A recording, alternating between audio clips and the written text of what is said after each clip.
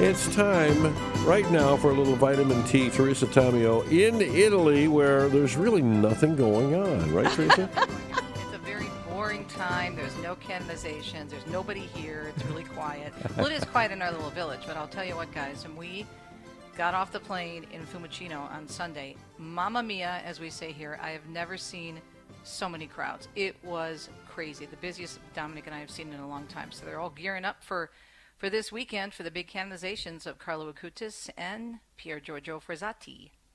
Now, that'll be 3 a.m. our time, right? Yes. It's a 10 o'clock Mass on Sunday, and so the Vatican will be carrying it. I think EWTN has a pool feed.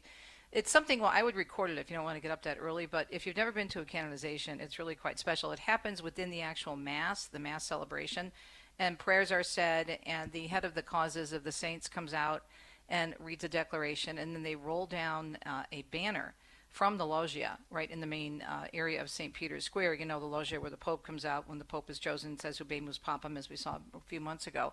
And so it's really quite something. If you don't pay attention to the Mass, though, you'll miss it because it's right, again, in part of the Mass. So, but it's a beautiful event.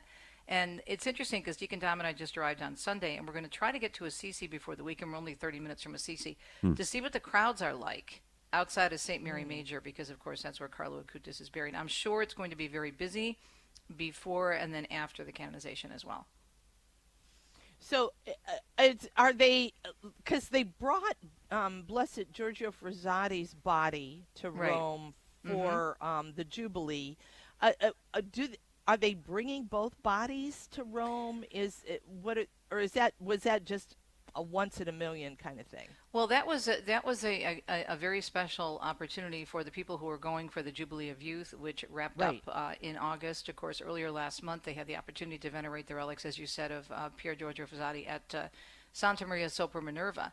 But they are going to have relics, I believe, of both saints at the Mass, which normally happens. And so there are relics in different locations. For example, his heart is in San Rufino. Carlos's heart is in San Rufino, which is the main cathedral, actually, of Assisi, and it's in Upper Assisi. And so the rest of the relics are down at St. Mary Major. So there's different relics that they bring, and my understanding is that relics of both soon-to-be saints will be at the Mass. So again, it's going to be super special. Now, if they want to go see the tomb of Pier Giorgio Frassati, they have to go way north. They have to go to Torino, but that's worth it because you're in the same church as the shroud. Now, the shroud is not open for veneration or available for veneration, but you can see the chapel where it's housed, and there's all kinds of information there. So it's quite a stunning cathedral as well there. So all kinds of great opportunities, and it's very, very busy, but I know the people are very excited to be here. And there's a lot of pilgrims on the ground, right? I would imagine Tons. every place is busy. Well, so many buses that we saw, coming into the airport or leaving the airport, actually, people loading on and some people being dropped off, of course. But it's going to be interesting to see what the numbers are like, guys, because you remember everyone from the United States, the people that were going for the canonizations, they thought that was going to happen on Divine Mercy Sunday, April 27th. Right. So it's a lot more difficult for Americans, let's say, to hop on a plane, spend that kind of money, $1,200 to $1,500 per person, which is like the average cost for coach going to Italy, at least from our area, from the Midwest, and then to do that again. So many of the people kept their original plans, and they were there for the funeral of Pope Francis and experienced that very unique passing of a pope. But I'm not sure how many Americans will be there for the canonization, but it is going to be very, very busy. Teresa, you said that Frassati's relics are in Torino, Basilica there. How do they do you know how they decide where these main relics will be?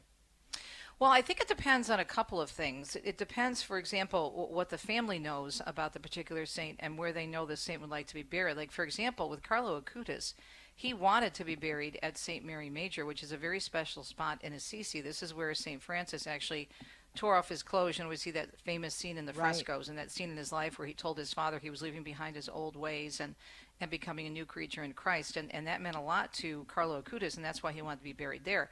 But Frassati spent the majority of his time in northern Italy, hiking into the mountains, and in the city of Torino, which is where he was from.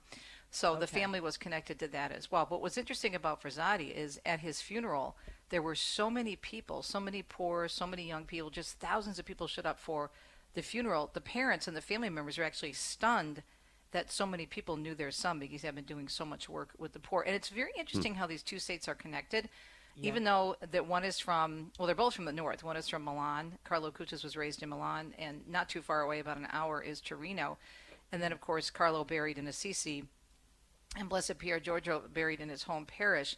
But they had so much in common, even though they came to us in different centuries, because they had a great love, A, of the Eucharist, and B, of the poor. So there's a lot of similarities between these two young men. But in terms of where they're buried and how, often the families and the local communities are involved in that.